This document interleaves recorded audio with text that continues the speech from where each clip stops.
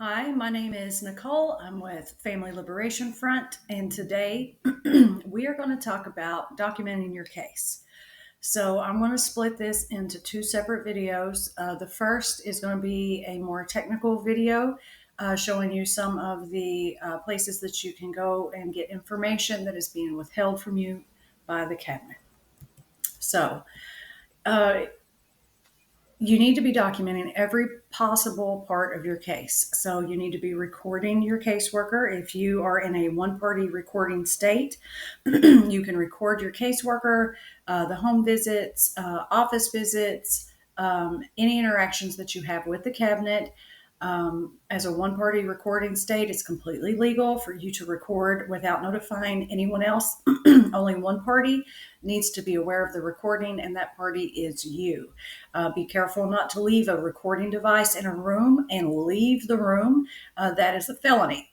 That's considered eavesdropping. Excuse me. Now, you can and should request releases of information, ROIs, from your caseworker for your children's mental health records, for their medical records, for their school records. Now, technically, you should be included according to the parents' rights. You should be included in their care. They should inform you of when they have a medical issue, if there are any mental health issues. They should be including you in doctor's appointments. They should be notifying you when they're going to the doctor, if there is an emergency situation. If they are not doing that and you have no idea what's going on with your children, you've requested the releases of information, you've requested to be included, and they're still not doing it, there is a way for you to find out what's been going on with your children that bypasses the caseworker. Now, these won't be complete records, but as you can see, I am at the Team Kentucky Open Records Center website. So you can Google Kentucky Open Records Center. It might take you to the CHFS website where it will have a link to the Open Records Center, or you can type in chfsky.govqa.us and it will bring you to this website. So this is what it looks like. So if you've not been here before, you will click on log in and it will take you to first time users. Please click below to create an account. Now, I think most of us have probably created accounts at different websites. You know what kind of information they are going to be requesting. So I don't think I've got mine.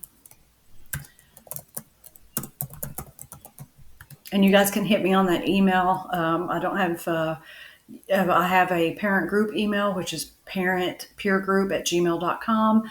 But if you have any questions, I would prefer you use the parentpeergroup@gmail.com email. But if I get a message here, I will respond to it. Now, let's see if I remember my password. Yes, I do. Okay, so this opens up. I'm going to save that to this computer. This opens up to the My Public Records Center. Now, I have already made multiple requests, but you can go here on the left-hand side of the screen. It says Home, Frequently Asked Questions, Submit a Request. And this will give you a list of possible categories and service request types, and it gives a description of what each of these are. So if you're not a member of a media, then you don't need to worry about that. Department of Community-Based Services, DCBS, which CPS operates under, they will have records related to child protective services, adult protective services, and entitlement eligibility determinations. So let's click on that. Now, this is a relatively new website that just came online, and before you just kind of had to hunt around and try to find these different forms. If you didn't know about them before, you just wouldn't know about them because nobody at the cabinet is going to tell you any of this information. So I believe, if this will load, that this is the CHFS 305 Open Records Request. So this is going to be a standard open records request. If you've never done one before, this is pretty much what they all look like. So this request is commercial or not commercial. So this is not a commercial request. You're not going to be using it for any type of business or media. As a parent in Kentucky fighting CPS, you are an individual residing in the Commonwealth. Is this a media request? No. Is this a data request? No. And you'll know if it's a data request because that is if you are requesting certain numbers or funding related to specific DCBS programs. So describe the records request. So in this request, I've already done this once, but I'm going to show you how I did it so that you can get the same records that I received. With the cabinet, with a CPS, they log information into a unified system called iTwist. So that's lowercase I, capital TWIST. So we are going to request. And it says, please be specific. So please do be specific. So you are requesting the iTwist records for all of the children and parent and myself in this case from dates of service. Well, they might not know that acronym. From dates, I'm going to put in the beginning date when the case opened to present. This will include intakes, summaries, investigative findings,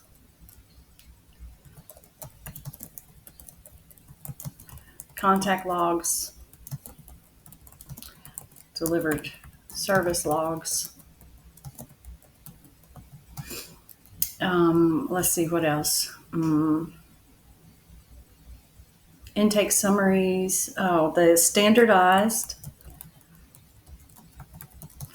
decision making tool assessments, results, and modifications. Okay. So here, I have multiple children. So I submitted one of these per child.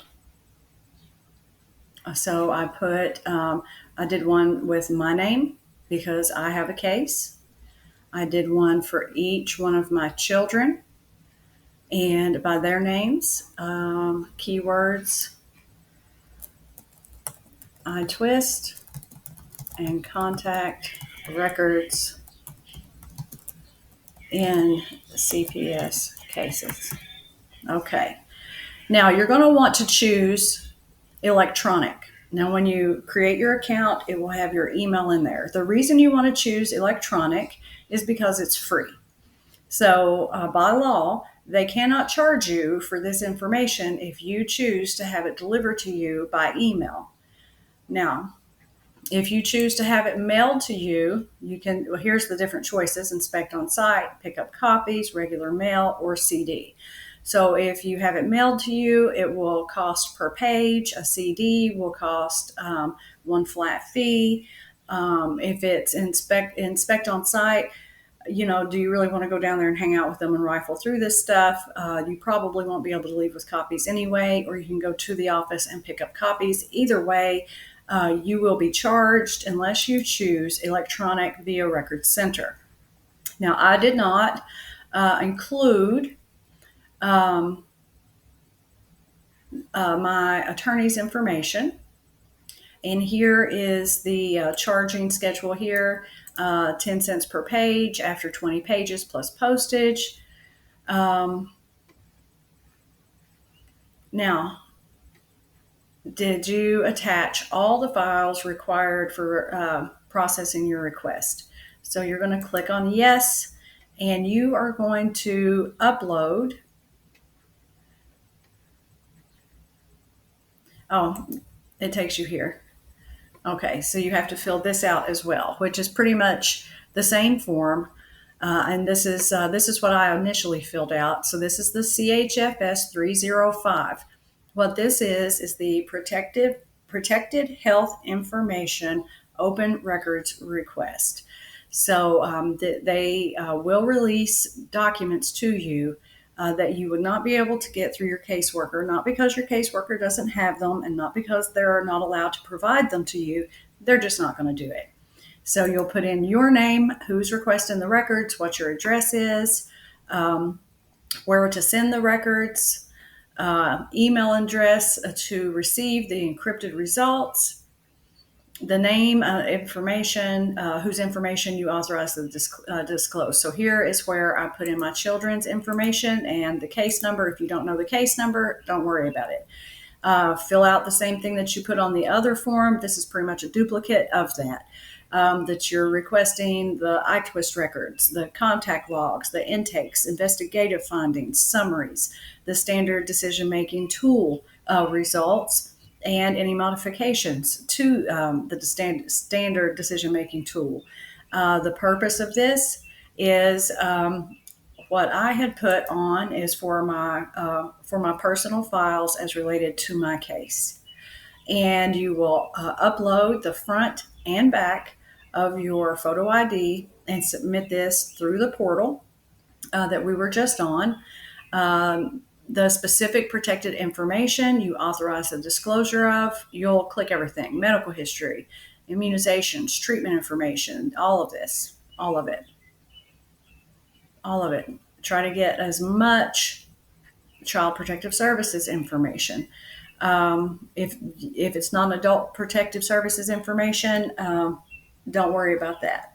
But just go ahead and click on everything. They have instructions here. Complete this form, sign it, submit it within 10 days of when you signed it. This is where you mail it to, or, and this is what I suggest, you complete the form with a legible ID to this email address, and they will respond to you from this email address. This expires in 90 days. You can revoke it. All the standards apply. So then you have to sign it and you date it. Now this will be, you upload that here under select file. Once you've got it filled out, you will also upload the front and back of your photo ID. You will enter the CAPTCHA code and you will click submit. Now you can do this one request on this screen and fill out multiple copies of the CHFS 305, one for each of your children and one for yourself to obtain this information. Just when you download this, see right here's the download button. So when you download this, if you have a PDF editor, you can go in here and modify it. Once it's downloaded, you open it up, you can type it in. You save it under either your name or your child's name, depending on who you have filled this out for. And that way, when you come back to this screen, it's easy for you to find your file, the completed file, select the file, and go from there. And then you submit it. Now, once this is submitted, my prior experience with the CHFS 305 is within a couple of days, I had an email from them telling me that, okay, we received your request, we're processing your request, you'll hear back from us in 5 business days. 2 days later, I received an email that had a large file that was just labeled Binder 1. Binder 1 was full of PDFs that included the intake, which is when a call is made or the cabinet becomes involved, whether it's anonymous tip, whether it's law enforcement. You won't have the information about who called it in unless that's part of a narrative. But you will have when it was called in, who handled the call, whether that intake got elevated up to the next phase and an investigator was assigned. Then the investigative summary will be attached. They'll list everybody they talked to, the standardized decision-making tool evaluations, what they actually put into the standardized decision-making tool fields to determine the risk factor.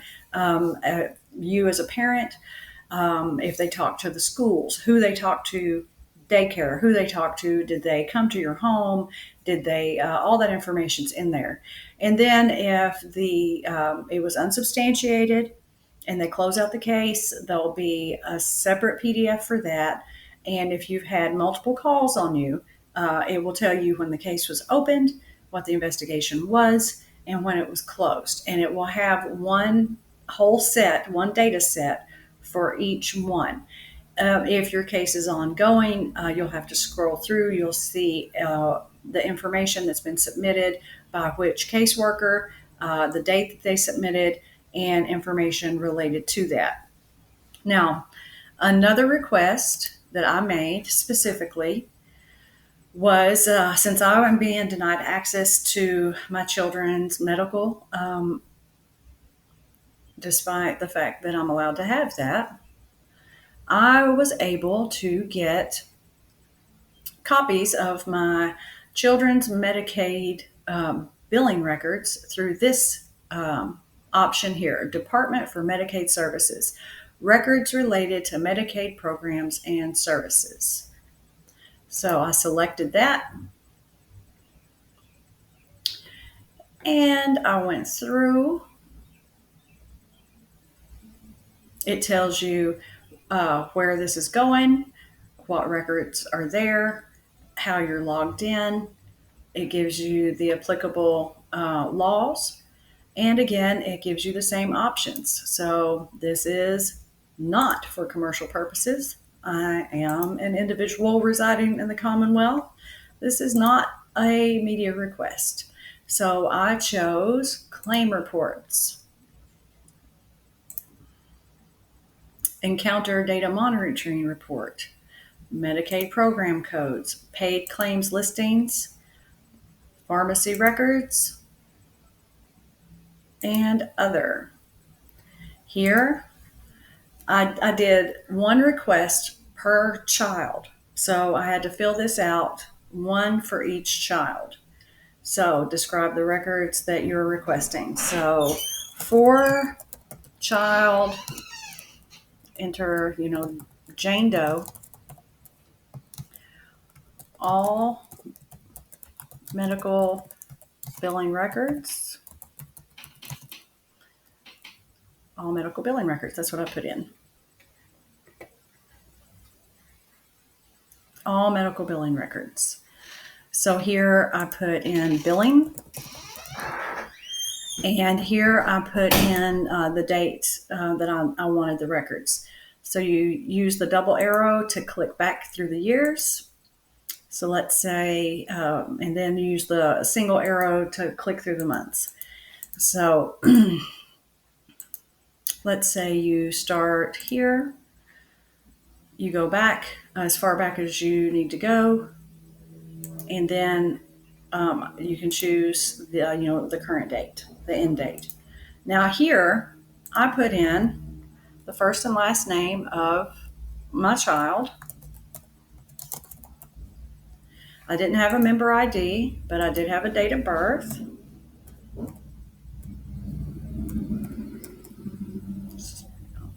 I didn't have the provider ID, name of caregiver or guardian. I didn't add any of that information.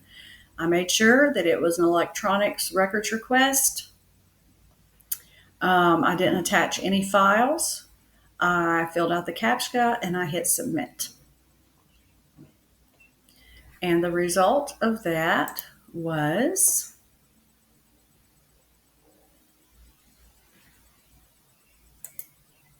within less than an hour, as quick as 16 minutes and as long as an hour, I received a completed request from the Department of Medicaid Services with the ID. This is the department that is handling it, and here is the individual ID assigned request number. This is my information. I clicked on View Files. It opened it up. It was a downloadable PDF. It listed the date of service, the medical provider, the medical billing code or ICD-9 code, and a brief description of what that was. So I was able to take the ICD-9 codes, copy, paste them, look up diagnosis codes, enter the code that I had copied, and it popped up the standardized ICD-9 code that all medical providers use. It's standardized across the board. All doctors, nurses, hospitals all use the same codes for billing purposes, and that's supplied to every insurance, including Medicaid. And I was able to see when my children were treated, where they were treated, what they were diagnosed with, if they received medications or antibiotics. It included encounters that were billed to psychologists, therapy services, outpatient clinics, doctor's visits, dentist visits, anything that was billed to Medicaid. And as you can see, I have all of these. Each one of these is for each request that I made. Now we go to the next page of my, these are all the files that I've gotten. Now, here, the Office of Human Resource Management, I requested information related to the personnel files of the caseworkers, supervisors, and everybody else that works for the cabinet. And this is where I got a written copy of all of their pay scales. So it shows when they were hired, what their job title was, how much they were getting paid, when they received their evaluation or any pay raises, and what their current rates of pay are. Now, that doesn't necessarily help me with my case, but it was interesting. It doesn't appear that any kind of personnel issues, complaints, or anything like that are given to the public or at least to, the general public. Maybe a media request would get it. Now, another place you can go on this screen to request records is here. Office of the Inspector General, Division of Regulated Child Care.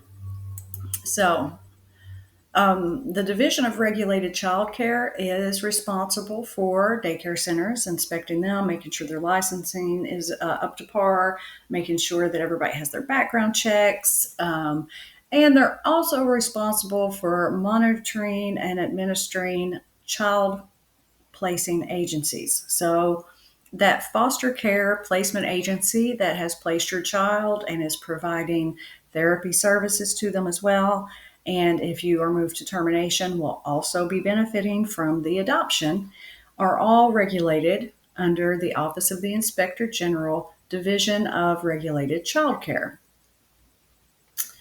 So you can request all complaints and records or whatever information it is that you're looking for related to the specific child placing agency that your child is placed in. What you'll want to do is you'll do here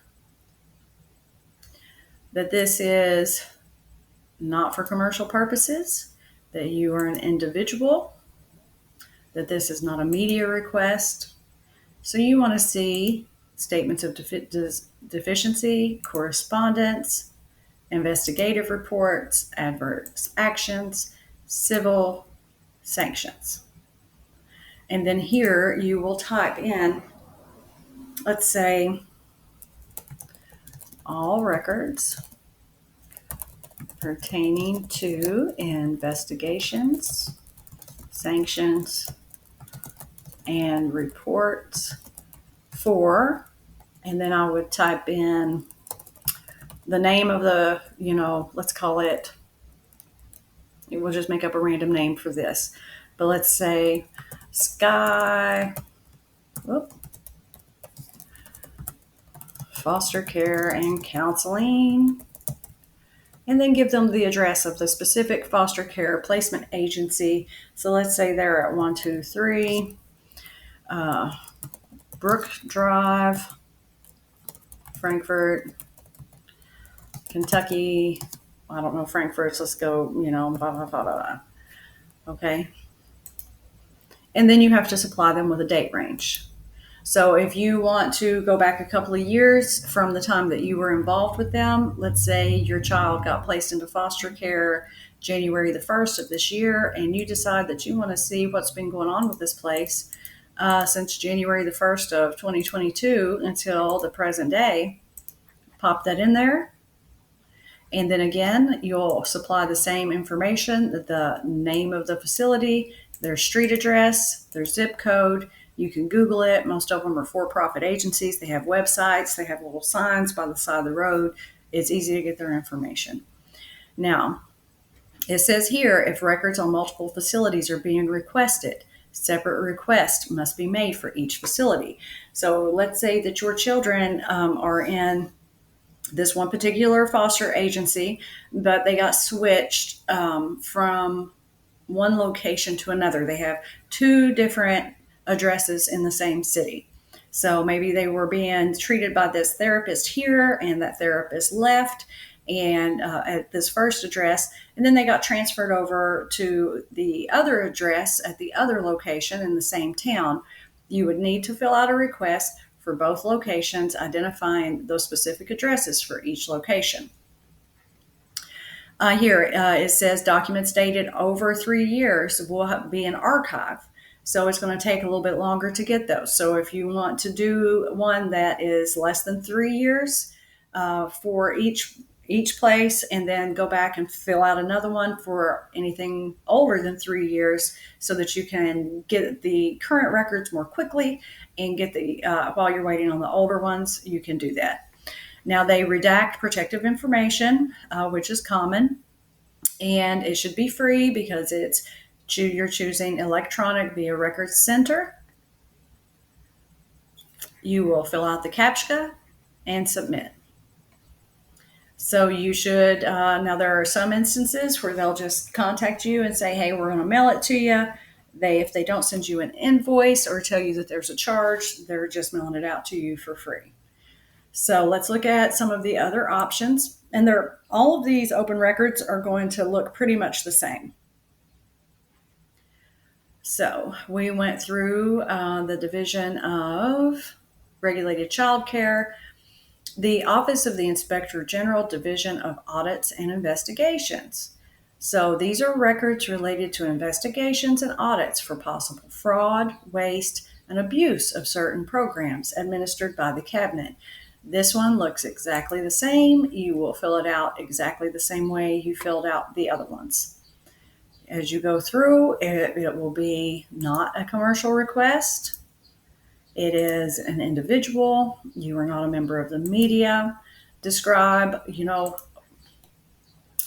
all records related to the investigation of, enter the information. They want the date range.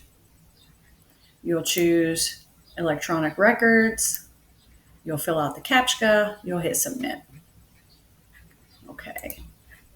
Let's go back to submit requests.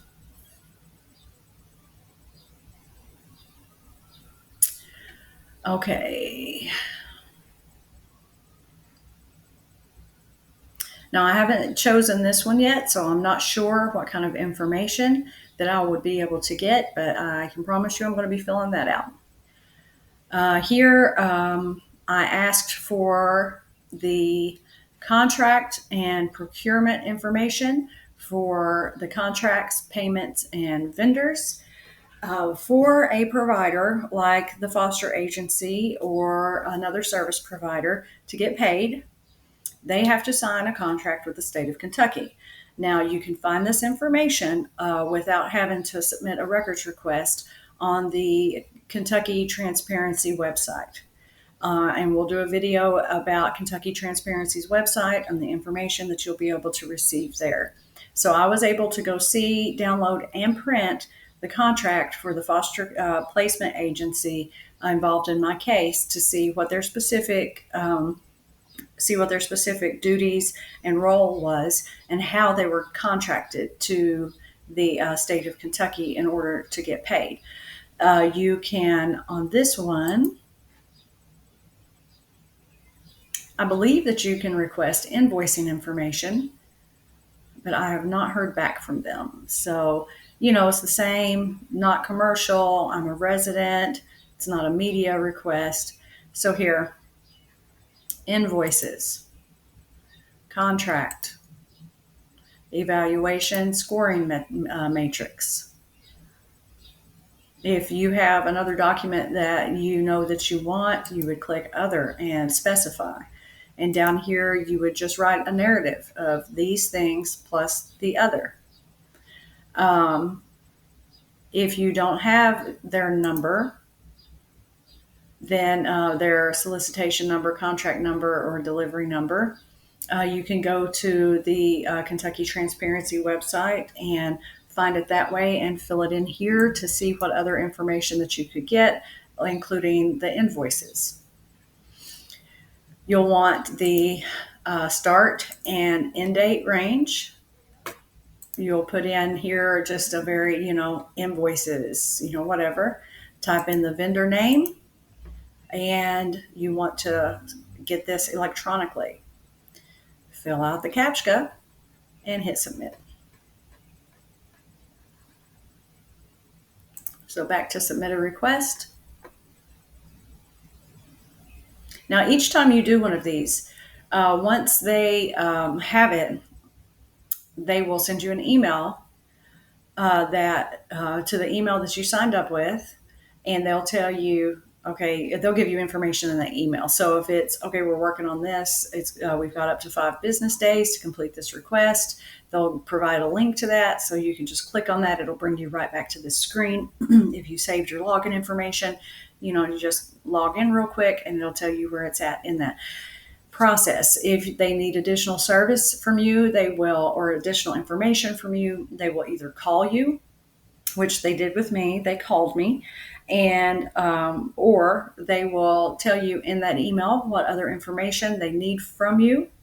And once the request is complete, like with my children's medical billing records, I got an email saying, click here, it's complete. I went, clicked on view details, and I was able to open those PDFs, download them, save them, print them out, and start going through them. Let's see. The Office of Human Resource Management is where I asked for, any write-ups, disciplinary actions, or any other employment records related to the specific people. In my case, they mailed me, they emailed me back within an hour, said, we'll be getting that out to you by the end of the week via mail. They didn't charge me anything. And what I received was, their salaries. And if this applies to you, Department of Aging and Independent Living, then you can click there. But all of these look the same. No matter which one you click on, it's going to ask the same things. These are federal requirements for open records. Most open records requests look exactly the same. So it's going to be, is this a commercial? Is this, are you an individual? Is this a media request? Ask for a description of what you're looking for, the start and end date, how you want to receive it, fill out the CAPTCHA, and hit submit. So that is how I found out the different illnesses my children have been treated with, which pediatricians they've been going to, medications that were being sent to them, just the various things that the cabinet has consistently withheld from me.